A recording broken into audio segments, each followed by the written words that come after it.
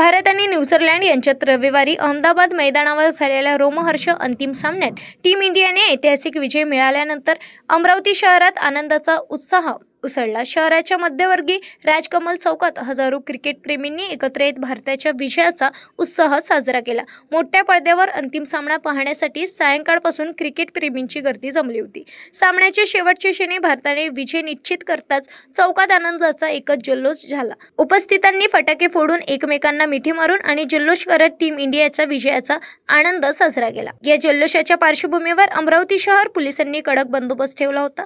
विशेषतः राजकमल चौक परिसरात QRT पथकासह पोलिसांची मोठी उपस्थिती दिसून आली।